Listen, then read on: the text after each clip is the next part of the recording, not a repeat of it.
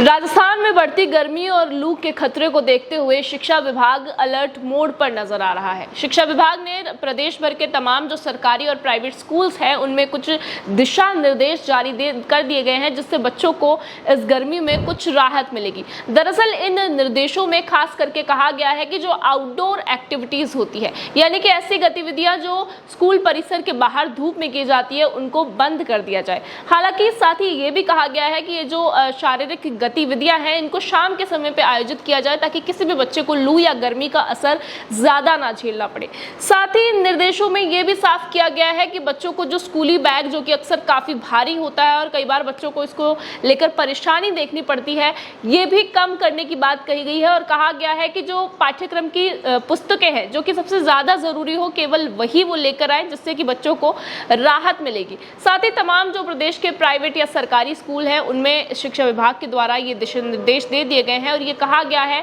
कि जो हॉस्टल्स हैं, यानी कि छात्रावास है, और जो स्कूल्स हैं वहां पर वेंटिलेशन की और पंखों की पर्याप्त व्यवस्था की जाए, उनकी कार्यशीलता जो है वो सुनिश्चित की जाए, ताकि ज्यादा गर्मी का असर बच्चों पर ना देखने को मिले। अगर असेंबली की बात करें, प्रेयर असेंबली या फिर प्रार्थना की बात करें, तो ये भी कहा गया है कि जितने भी सरकारी या फिर प्राइवेट स्कूल्स हैं वो इस प्रेयर असेंबली को धूप में ना करवाकर किसी छायादार स्थान पर या फिर कक्षाओं में कम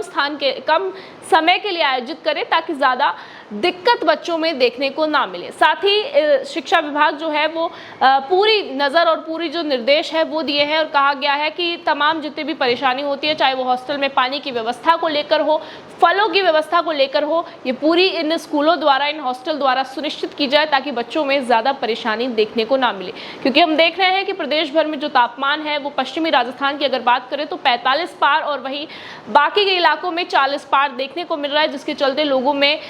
तबीयत, उल्टी, दस्त जैसी जो परेशानी है वो देखने को मिल रही है, जिसके चलते अब स्कूली बच्चों में क्योंकि ज़्यादा जल्दी तबीयत खराब होती है, इम्यूनिटी वीक होती है, इसके लिए दिशा निर्देश